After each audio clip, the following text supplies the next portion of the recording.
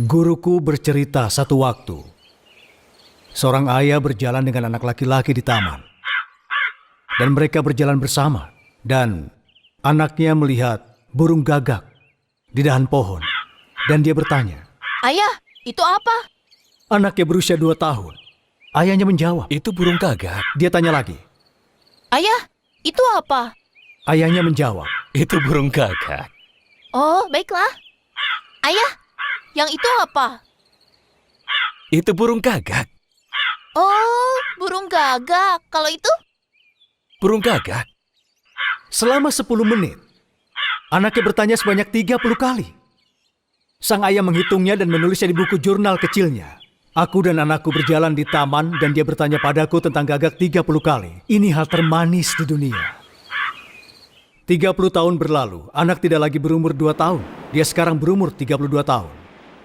Nak, bisakah mampir kemari? Ya, aku rasa ini bukan waktu yang tepat. Tapi nak, ayah cuma minta 10-15 menit. Cuma itu. Ayo kita naik mobil. Ayah ingin bicara sesuatu padamu. Terserah. Ya sudah, baiklah.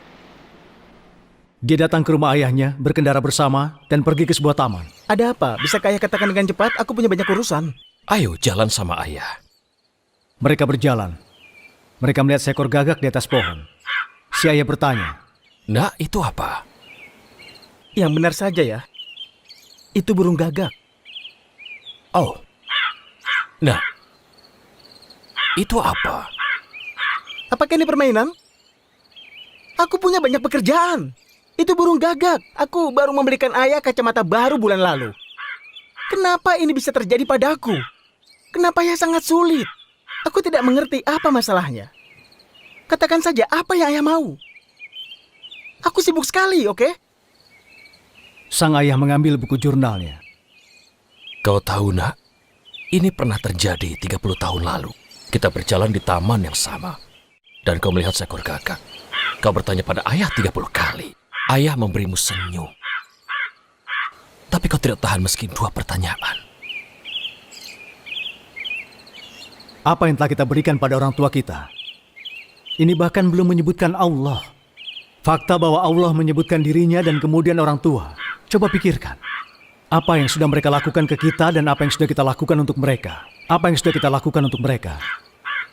Berapa banyak orang tua yang anaknya di ICU. Mereka berdiri di sana, menunggu dekat kotak kaca dengan bayi mereka di dalamnya. 24 jam sehari, 7 hari seminggu, berdiri di situ bahkan tidak duduk, berdiri di rumah sakit. Seolah-olah menunggu barang keluar dari mesin penjual otomatis. Dan anak yang sama itu tumbuh dan bahkan tidak punya waktu untuk menelpon. Masih anak yang sama. Kau tahu, ibumu hampir meninggal ketika melahirkanmu. Hampir meninggal ketika melahirkanmu. Dan sekarang sangat sulit bagimu untuk menerima telepon darinya. Atau kau hanya memberinya beberapa menit dalam sehari. Dan lama-lama kau semakin merasa mereka tidak penting. Apa kau tahu betapa tidak adilnya ini? Bahwa kau sangat berarti bagi mereka dan mereka sangat tidak penting bagimu? Betapa tidak adilnya itu. Kau tahu, mereka membawa luka itu setiap hari bahwa mereka tidak berarti lagi bagi anaknya. Aku tidak berarti apa-apa. Aku tidak berharga bagi mereka. Mereka tidak punya waktu untukku. Ketika kau menganggap sesuatu itu berharga untukmu, dia akan mengambil waktumu. Sebagian besar orang seumuranmu, kalian hanya ingin menjauh dari orang tuamu. Kau hanya ingin bersama temanmu, kau ingin sendiri. Kau tidak ingin bersama orang tuamu.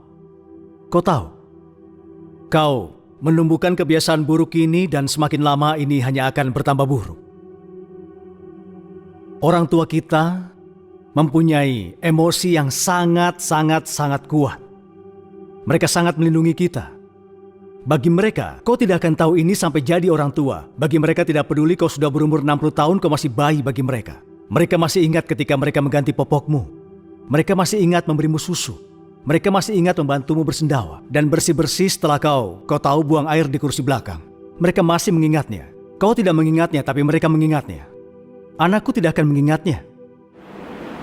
Aku kebelet, aku kebelet, aku kebelet. Waktunya membuka jendela.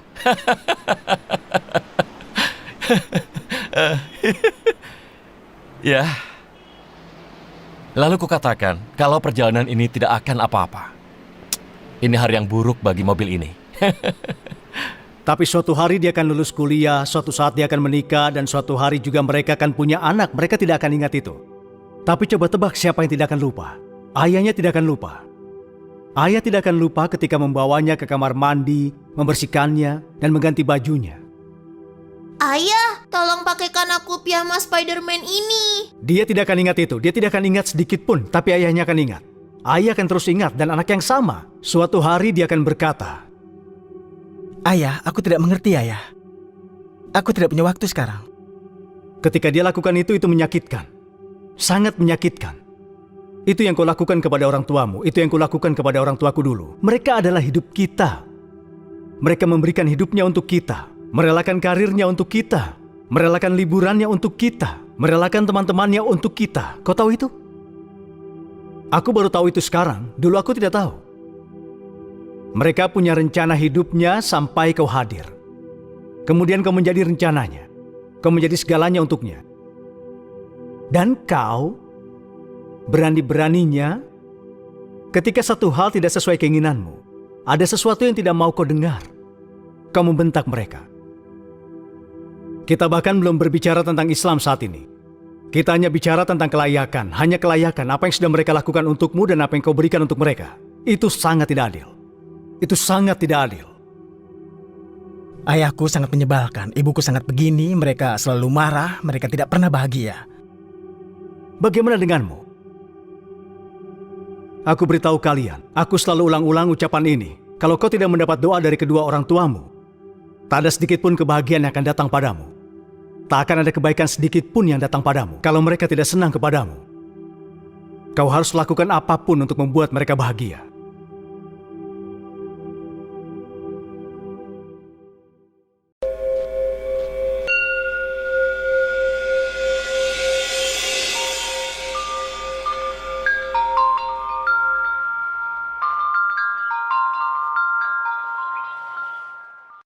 Mencari kekuatan bagi hatimu untuk menghadapi ujian dalam hidup adalah hal yang besar. Setiap hari kita diuji. Terkadang ujiannya kecil, terkadang ujiannya besar. Kita bicara soal ujian besar. Apa saja ujian besar dalam hidup? Sebutkan. Kematian adalah ujian besar. Kematian anggota keluarga, orang-orang tercinta atau teman dekat. Ujian lain? Masalah yang berhubungan dengan uang, penyakit, luka, kepedihan, kegagalan, kekecewaan, lalu apa lagi? Ujian sekolah tidak seberat itu, tapi itu juga ujian. Mengalami bencana saat ujian ketika hari Jumat? Oh, keluarga dan anak bisa menjadi ujian, hubungan bisa menjadi ujian, benar. Kita bisa bermasalah dengan orang tua kita, bisa bermasalah dengan pasangan, dengan saudara, maupun dengan teman. Baik. Isolasi juga bisa menjadi ujian, merasa kesepian, tidak ada yang bisa memahamimu. Merasa semua orang membencimu, penolakan juga ujian, tentu. Nah, yang menjadi pertanyaannya adalah ketika kau mengalami masa-masa yang berat, apa yang kau butuhkan? Coba sebutkan. Kenyamanan, pelipur lara, dukungan, seseorang untuk bercerita, untuk mencurahkan isi hati.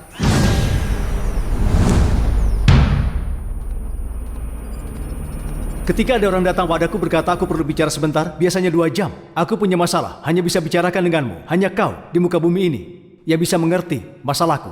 Kecuali kau, karena kau ada di YouTube. Dan pada kenyataannya, meski tidak untuk menghilangkan masalah, semua perlu orang lain untuk bercerita. Dan semua orang perlu orang lain untuk memberikan mereka harapan. Menunjukkan mereka sedikit cahaya di ujung terowongan, meyakinkan bahwa mereka bisa melewati ini, bahwa mereka lebih kuat dari masalah yang menerpa, bahwa apapun masalah yang ada, pasti ada hal baik di dalamnya. Kalian tahu? Mereka perlu itu, mereka perlu seseorang yang menyampaikannya dengan cara yang lembut, yang baik, yang membuatnya nyaman. Ya, begitulah. Dan kelembutan yang membuat nyaman itu disampaikan oleh seseorang dengan otoritas yang lebih. Biasanya kalau disampaikan oleh adikmu, kuahnya akan tapi jika disampaikan oleh kakek, maknanya menjadi lebih. Ketika ayahmu yang mengatakan, gurumu yang mengatakannya, orang terpelajar yang mengatakannya, itu akan terasa lebih. Kemudian suami bilang, aku mengatakan itu sepanjang waktu tapi tidak berarti apapun. Tapi ketika mereka mengatakan hal yang sama padamu, kok tiba-tiba, oh aku merasa lebih baik. Kenapa? Karena ketika seseorang yang posisinya lebih tinggi darimu, mendukungmu, maka dukungan darinya itu berarti perlindungan. Salah satu peran Al-Quran bagi hidup orang-orang beriman adalah ketika aku punya masalah. Aku perlu seseorang untuk mendukungku. Dan tebak, Apa yang akan mendukungmu? Firman Allah yang akan mendukungmu. Kau membuka Al-Quran, kau akan membaca ayatnya, maka ia akan membawa kenyamanan dan tentu saja perlindungan bagimu. Salah satu teman baikku yang tinggal di New York, aku tidak akan sebutkan namanya karena rekaman ini akan diunggah dan dia akan berkata, "Hei, kau menyebut namaku, jadi aku tidak akan memberitahumu." Tapi dia tinggal di Bayshore, Long Island. Baiklah, jadi jadi dia kejadian ini sudah lama sekali, mungkin sudah 12 tahun lalu. Dia bertanya, Bagaimana kau dapat petunjuk dari Al-Quran? Aku perlu petunjuk dari Al-Quran. Bagaimana memulainya? Apa yang dicari lebih dulu? Indeks? Jika punya masalah keinginan, buka ayat ini. Jika punya masalah kesehatan, buka ayat itu. Bagaimana? Hah? "Hei, coba ini. Lain kali kalau punya masalah, bawa mushaf ini, Al-Quran ini, dan secara acak bukalah halaman manapun dan bacalah. Tapi baca dengan tujuan kau mencari Allah untuk memberi dukungan dan petunjuk. Ini adalah petunjuk bagi hati. Bacalah dan lihat yang terjadi." 2 minggu berturut-turut pada waktu Isa. Hei kawan, dengarkan aku. Kau harus dengarkan aku. Ini benar-benar gila. Orang-orang tidak tahu soal ini. Ini benar-benar gila. Aku punya masalah dan aku baca dan dalam 3 ayat aku, wow! Tepat sekali dengan yang aku cari. Itulah yang harusnya terjadi. Tetapi, Al-Quran tidak akan memberikan itu padamu kalau kau membukanya sebagai seorang kritis. Ingat, Al-Quran akan memberikan padamu kalau kau membukanya sebagai seorang pencari. Aku akan memberimu kenyamanan. Aku akan menjadi temanmu. Dan Allah akan ada untuk memberimu terapi. Dan kau akan seperti pergi berkonseling, kau bicara pada Allah, maka Allah akan bicara padamu. Dan kau akan terbiasa. Itulah yang akan terjadi ketika kau bisa mempelajari Al-Quran, mendalami Al-Quran, kau bisa memahami Al-Quran. Saat kau merasa bisa merasakan Al-Quran, saat itulah terapimu terjadi. Dan seringkali terapi itu terjadi di tengah-tengah sholat. Itu adalah saat-saat terindah dalam hidup seorang yang beriman. Saat masalah terjadi dan ayat itu menyadarkanmu seperti petir akan apa yang sebenarnya terjadi. Oh, itu sangat agung.